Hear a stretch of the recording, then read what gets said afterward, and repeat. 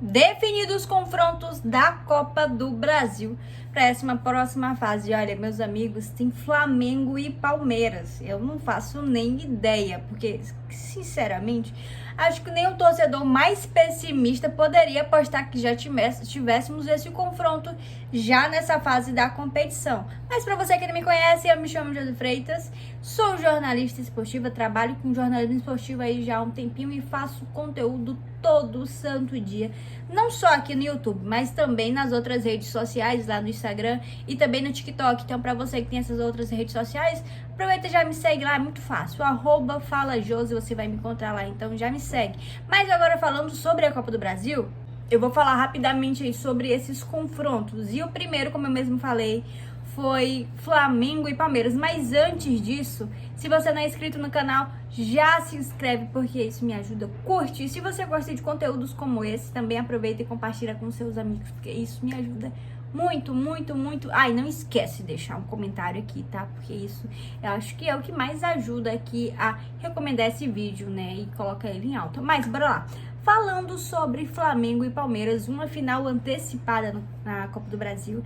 A gente tem um confronto entre duas equipes que já ganharam a Copa do Brasil, já fizeram finais aí, né, de outras competições, mas que também estão focados em outra competição, que é o Campeonato Brasileiro. Então, o que pode ser muito ruim para uma equipe pode ser muito benéfica para outra, né? Vai depender muito do olhar e o que fazer com essa situação. Porque vamos supor que A ou B, né, que tanto Palmeiras e Flamengo estão ali na parte de cima da tabela do Campeonato Brasileiro, buscando alcançar ali o Botafogo e quem sabe passar para se tornar o líder da competição.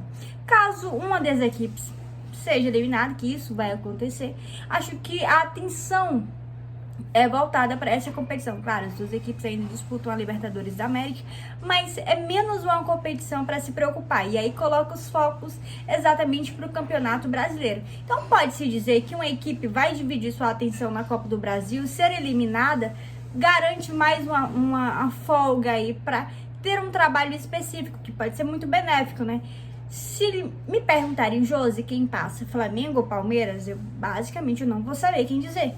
São duas equipes muito fortes, que têm bons elencos, mas que o Abel tem um trabalho muito mais amarrado, muito mais organizado e há muito mais tempo que a equipe do Flamengo, né? A gente sabe da qualidade técnica que o Palmeiras tem e que o Abel vem fazendo com a equipe do Palmeiras. Mas a gente não pode esquecer que do outro lado a gente tem simplesmente o Flamengo, que é um dos maiores campeões da competição dessa Copa do Brasil e tem um elenco também muito forte. Pedro é um dos grandes artilheiros aí do Campeonato Brasileiro, e não só do Campeonato Brasileiro, mas também da temporada. É um centroavante aí que é tido por muitos um dos melhores atualmente aqui no Brasil. Então, sinceramente, se me perguntarem, Josi, em quem você aposta? Eu não faço ideia de quem vai passar, mas eu acho que o primeiro confronto vai mostrar muito de como as duas equipes estão sendo formadas para esse confronto. Lembrando que o Palmeiras vai ter essa vantagem de decidir em casa. No sorteio, o Flamengo ficou com o primeiro mando de campo, então teremos a decisão lá no Allianz Parque. Eu anotei aqui os confrontos para não perder e ver aqui também em ordem. O próximo confronto é Atlético Goianiense e Vasco. É um jogo não tão disputado quanto Flamengo e Palmeiras, mas eu acho ali que pode pintar uma zebra. Eu acho que uma das duas equipes que passarem ali é tida como uma zebra, né? O Vasco ali tá na 11ª colocação do Campeonato Brasileiro, se não tiver enganado. O Atlético Goianiense é o 18º ou é o 19º do Campeonato Brasileiro. Então eu acho que o Vasco tem uma vantagem, né, por ter um time mais qualificado. E agora tem Coutinho, né, que vai reforçar esse meio de campo. Mas, querendo ou não, acho que o Vasco realmente tem um certo favoritismo. Mas caso o Atlético Goianiense passe, não seria uma zebra tão grande. Atlético Paranaense e Bragantino também pode-se dizer que é um belíssimo confronto de duas equipes ali que estão brigando também na parte de cima da tabela. Não sei quem é o favorito, porque o Atlético Paranaense vem se reforçando nos últimos anos, vem se mostrando muito bem ali organizado. Do outro lado, a gente também tem a equipe do Bragantino, que vai nessa mesma levada também de SAF e de organização. Então, acho que vai ser um bom jogo de se assistir, um jogo técnico, e sinceramente vai ser decidido no segundo jogo. Acho que esse primeiro jogo ainda vai ser muito estudado pelas duas equipes, então com certeza o jogo de volta é o que vai mostrar realmente quem passa. O próximo jogo, São Paulo e Goiás, e particularmente todo mundo sabe que o São Paulo é favorito. O Beldia vem fazendo um excelente trabalho no Morumbi, e com certeza o São Paulo é favorito para passar de fase. Se Rames Rodrigues quiser jogar sem reintegrado ali o grupo, tem tudo para passar ainda mais fácil da equipe do Goiás. Próximo confronto, CRB e Atlético Mineiro. O Atlético Mineiro é franco favorito também. Equipes nordestinas às vezes ali dão um susto em certas equipes, mas querendo ou não, o Atlético Mineiro também tem ali sua vaga quase garantida. Garantida não, também seria muito hipócrita de falar isso, mas acho que tem um jogo mais fácil do que os outros confrontos. Outro bom confronto, viu? Botafogo e Bahia. O Botafogo é líder do Campeonato Brasileiro. O Bahia também briga ali na parte de cima da tabela da competição.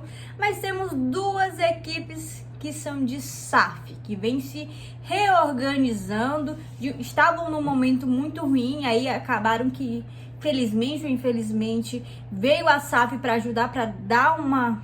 Como é que eu posso dizer? Não só organizada, mas para dar uma vida a mais, e aparentemente vem dado certo. Acho que e as duas vêm fazendo esse trabalho e percebendo que esse trabalho é feito não do dia para noite, então são aos poucos e agora tá dando resultado. É tanto que as duas equipes estão brigando na parte de cima da tabela do Campeonato Brasileiro. Favorito? Botafogo é favorito, com certeza, por tudo que vem fazendo no Campeonato Brasileiro esse ano, é o líder. Mas o Bahia também é muito bem organizado. E lembrando, não é um jogo, não é pontos corridos, é um mata-mata. Então a gente sabe que nesses confrontos tudo pode ser diferente, porque é um jogo totalmente diferente, uma disputa diferente. Então o Botafogo leva sua vantagem, mas também se o Bahia passar, com certeza não é nenhuma zebra.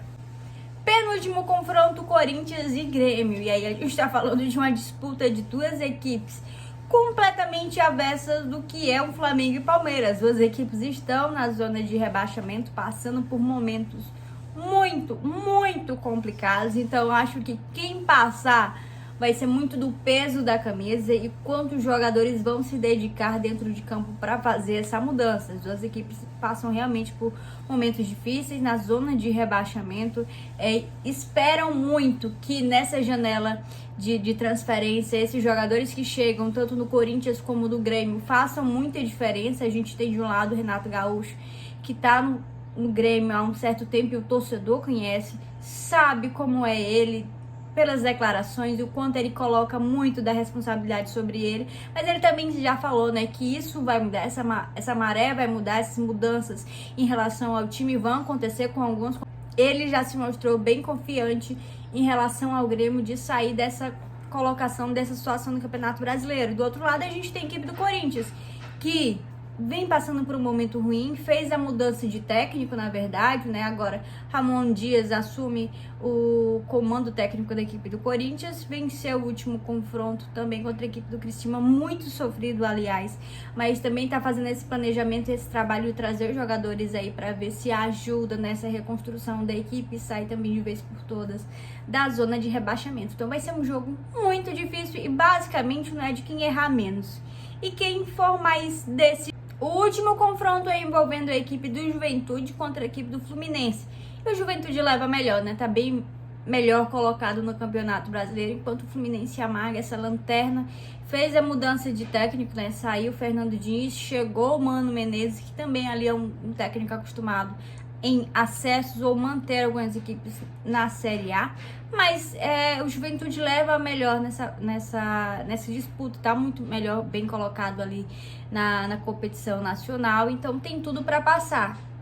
Acredito eu que o Fluminense vai voltar suas atenções para o Campeonato Brasileiro, porque se for rebaixado é muito mais complicada a situação do que ser eliminado da Copa do Brasil. Claro, o financeiro também acaba sendo prejudicado, porque a gente sabe que a cada fase que a Copa do Brasil passa, né, cada equipe que passa de fase vai adquirindo um dinheirinho aí, um dinheiro muito bom. Aliás, depois eu posso falar aqui, fazer um vídeo explicando muito do que como funciona a Copa do Brasil. Mas acho que é isso, eu quero saber de você, torcedor, se você tá satisfeito com esse sorteio, os confrontos da sua equipe. Gostou do adversário? Não gostou?